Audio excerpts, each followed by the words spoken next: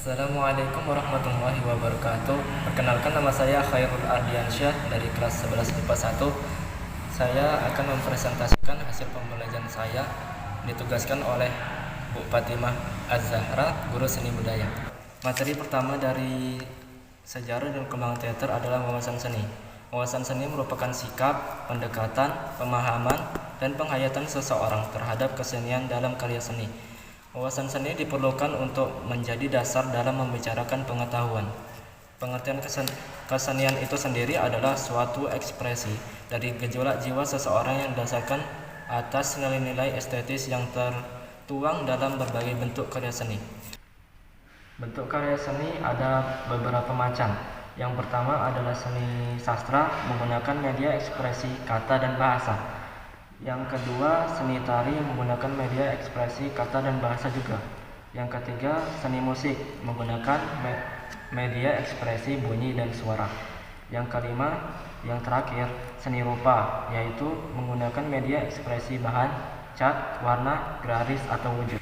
Selanjutnya kita masuki pengertian teater dan drama. Teater sendiri berasal dari bahasa Yunani kuno, yaitu teatron, bahasa Inggris, saying place, dan Indonesia tempat menonton. Nama aliran dalam teater ada beberapa macam, yaitu klasik, romantik, ekspresionis, realis, absurd, dan sebagainya. Drama berasal dari bahasa Yunani juga, yaitu dramaia, yang artinya berbuat, berlaku, atau beraksi. Belanda tonel, artinya sandiwara, dan ada beberapa pendapat dari beberapa tokoh, yaitu Ki Hajar Dewantara menyatakan sandiwara adalah pengajaran yang dilakukan dengan rahasia atau perlambang. Sementara Moulton menyatakan drama adalah hidup yang dilukiskan dengan gerak atau dalam arti life present in action. Kita masuki pembahasan tentang sejarah dan perkembangan teater. Seiring berjalannya waktu, teater berkembang dari waktu ke waktu. Mulai dari zaman teater Yunani kuno. Di zaman Yunani kuno sekitar 534 sebelum Masehi terdapat 3 bentuk drama, yaitu yang pertama tragedi, yang kedua drama satir, yang ketiga drama komedi. Tokoh-tokoh yang terkenal dalam zaman Yunani kuno yaitu Aeschylus 525 sampai 456 sebelum Masehi, Sophocles 496 sampai 406 sebelum Masehi, dan Euripides 480 sampai 406 sebelum Masehi. Yang kedua, teater zaman Renaissance di Inggris 1500 Masehi dan sampai 1700 Masehi. Di abad itu muncul dramawan dengan karya yang besar. Karya paling terkenal di abad itu adalah garapan William Shakespeare 1564 sampai 1616. Di fase yang ketiga yaitu zaman Renaissance di Prancis 1500 Masehi sampai 1700 Masehi. Muncul teater neoklasik, artinya klasik baru, tambahan gaya yang lebih lembut, halus, anggun, dan lebih mewah. Muncul seorang yang terkenal bernama Molière 1622 Masehi sampai 1673 Masehi. Yang keempat, di zaman Commedia dell'arte di Italia sekitar abad 16, berkembang di luar istana kerajaan, dipentaskan di lapangan kota dengan panggung sederhana, dasar naskah rancangan garis besar plot, dan tokoh menggunakan topeng.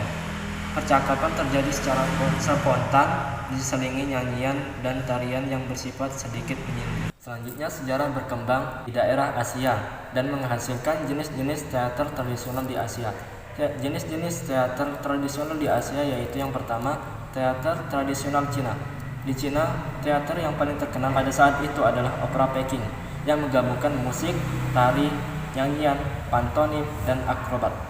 Muncul di abad 18 dan populer di abad 19. Tata rias dan busana penuh warna dan sangat rumit. Gerakan-gerakan pemain bersifat simbolik dan sugestif. Alurnya biasa diambil dari cerita rakyat, sejarah Cina, legenda, dan cerita kekinian.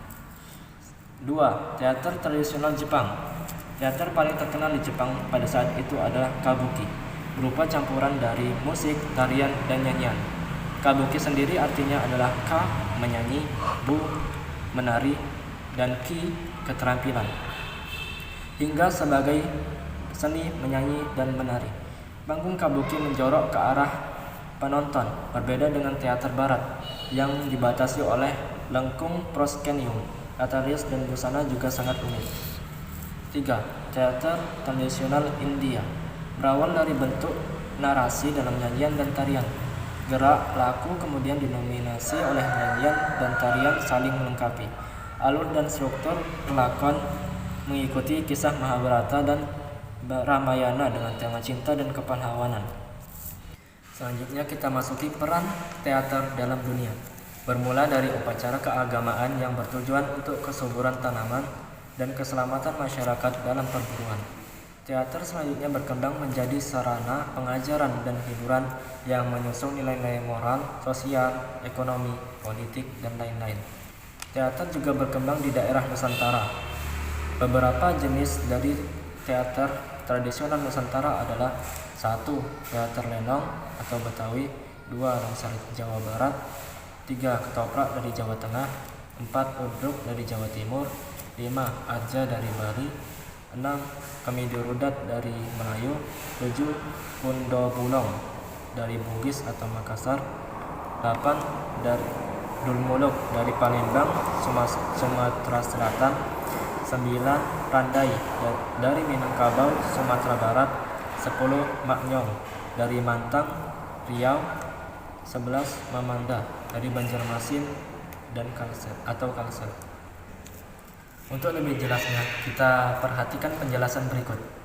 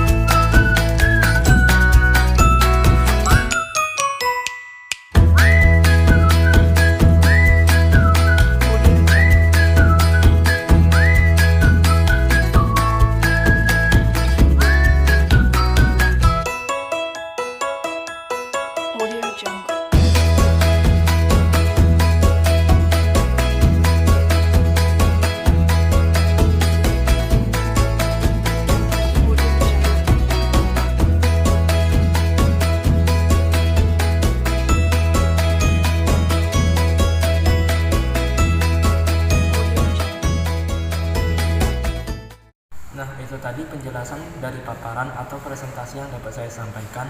Mohon maaf apabila ada kekurangan karena saya masih dalam tahap belajar. Semoga bisa bermanfaat bagi teman-teman sekalian.